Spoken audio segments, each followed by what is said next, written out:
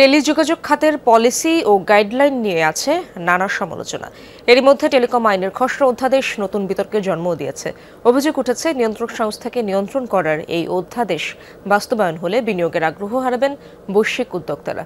খসড়া অধ্যাদেশকে হঠকারী সিদ্ধান্ত বলছে বিটিআরসি। তাদের অভিমত, এতে দুর্নীতির রাস্তা প্রসারিত করবে। শুধুমাত্র সিটি ব্যাংকে অ্যাকাউন্ট থাকলেই করতে পারবেন গুগল পে। তাই অ্যাকাউন্ট খুলুন আজই। জুলাই অভ্যুত্থানের পর টেলিকম খাতকে দুর্নীতিমুক্ত করতে স্বাধীন কমিশন প্রতিষ্ঠার দাবি ওঠে। এর প্রেক্ষিতে সম্প্রতি টেলিযোগাযোগ আইনের খসড়া প্রকাশ করা হয়েছে, কিন্তু অধ্যাদেশের বিভিন্ন প্রস্তাবে স্বাধীন কমিশন তো দূরের কথা, বিটিআরসির কার্যপরিধি আরও সংকুচিত করার অভিযোগ উঠেছে। এমনকি সব ধরনের লাইসেন্সের অনুমোদন বা বাতিল করার জন্য কমিশনকে পাশ কাটিয়ে মন্ত্রণালয় ভিত্তিক গঠিত কমিটির মাধ্যমে চূড়ান্ত সিদ্ধান্ত নেওয়ার প্রস্তাব দেওয়া হয়েছে। খসড়া অধ্যাদেশকে সরকারের হঠকারী সিদ্ধান্ত হিসেবে দেখছে নিয়ন্ত্রক সংস্থা বিটিআরসি। তাদের অভিযোগ, জবাবদিহিতার নামে নিয়ন্ত্রক সংস্থাকেই নিয়ন্ত্রণের অপচেষ্টা করা হয়েছে। জবাবদিহিতার নামে যে জিনিসটা করা হচ্ছে, দিস ইজ অ্যাবসলিউটলি নিয়ন্ত্রণ। ডিসিশন মেকিং সাইকেলের ভিতরে যখন বলা হয় যে প্রত্যেকটা জিনিস আমাকে পূর্ব অনুমোদন নিতে হবে, পলিসিতে বলে দেওয়া হয়েছে তারপর পূর্ব অনুমোদন নিতে হবে, তখন এটা হয়ে যায় নিয়ন্ত্রণ। সো একটা নিয়ন্ত্রণ সংস্থাকে যদি আমি বলি স্বাধীন নিয়ন্ত্রক সংস্থা, তাকে যদি আমি নিয়ন্ত্রণের জন্য এই জিনিসটা তৈরি করি, এটা একটা হঠকারী সিদ্ধান্ত। 2001 সালে টেলিযোগাযোগ আইনে স্বাধীন কমিশন হিসেবে প্রতিষ্ঠা পায় বাংলাদেশ টেলিযোগাযোগ নিয়ন্ত্রণ কমিশন বিটিআরসি। দীর্ঘদিন পর 2010 সালে আইন সংশোধন করে খর্ব করা হয় কমিশনের কার্যপরিধি। এরপরই টেলিকম খাতে প্রভাব বিস্তার করতে শুরু করে পতিত আওয়ামী লীগ সরকারের রাজনীতিকরা। নষ্ট হয় বাজার প্রতিযোগিতা, নেতিবাচক প্রভাব পড়ে রাজস্ব আয়ে। অভিযোগ উঠেছে, লাইসেন্সধারী কিংবা খাত সংশ্লিষ্টদের মতামতের কোনো প্রতিফলন নেই নতুন খসড়া অধ্যাদেশে। যেটা দেখেছি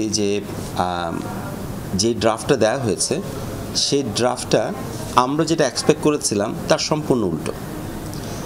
এখানে বিটিআরসির ক্ষমতার খর্ব তো করছেই, বাট এখানে ক্ষমতাটাকে মিনিস্ট্রির জায়গায় ধরেন যে কমিটিগুলোতে নিয়ে যাওয়া হবে, আমরা এই ফ্রেমওয়ার্কটা কিন্তু অন্য কোনো লেজিসলেশন সেভাবে পাই না।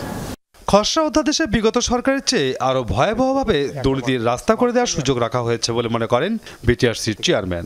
এটা যদি বাস্তবায়িত হয়, আগে 2010-এর অ্যামেন্ডমেন্টে যেটুকু অসুবিধা তৈরি হয়েছিল, তার বহুগুণ অসুবিধা এবং অস্বচ্ছতা এবং একটা দুর্নীতির জন্য বিশাল একটা রাস্তা খুলে দেওয়া হবে। যেভাবে করা হলো এবং অত্যন্ত তড়িঘড়ি করে করা হলো জিনিসটা, এতে করে সুদূর প্রসারী যদি আমরা চিন্তা করি, পুরো ইন্ডাস্ট্রি সহ আমার মনে হয় একটা ভয়ানক বিপর্যয়ের দিকে আমরা এগিয়ে যাব। এই অধ্যাদেশ বাস্তবায়ন হলে বিরূপ প্রভাব পড়বে সেবার মানে, বিনিয়োগেও নেতিবাচক প্রভাবের শঙ্কা আছে। আমরা যেই ধরনের আইন চেয়েছিলাম, বর্তমান ড্রাফটটা কিন্তু তার সম্পূর্ণ বিপরীত। একটা ভালো অধ্যাদেশ না পেতে পারি, তাহলে কিন্তু আলটিমেটলি ফিউচারে গিয়ে আবার হয়তো এই আইনটাকে আবার পরিবর্তন করতে হবে, অথবা আমাদেরকে যদি এটার সাথে থাকতে হয়, তাহলে আমরা দেখব কোয়ালিটি অফ সার্ভিস যেমন ইম্প্যাক্টেড হবে, ইনভেস্টমেন্ট আনসার্টেনিটি বাড়ার কারণে ইনভেস্টমেন্ট কমে যাবে, এমপ্লয়মেন্ট ক্রিয়েট হবে না। আওয়ামী লীগ সরকারের পতনের পর স্বায়ত্তশাসন ফিরে পেতে গত 16 এপ্রিল কমিশন থেকে চিঠি দেওয়া হয় ডাক, টেলিযোগাযোগ ও তথ্য প্রযুক্তি মন্ত্রণালয়ে। মাসুদুজ্জামান রবিন, যমুনা নিউজ, ঢাকা।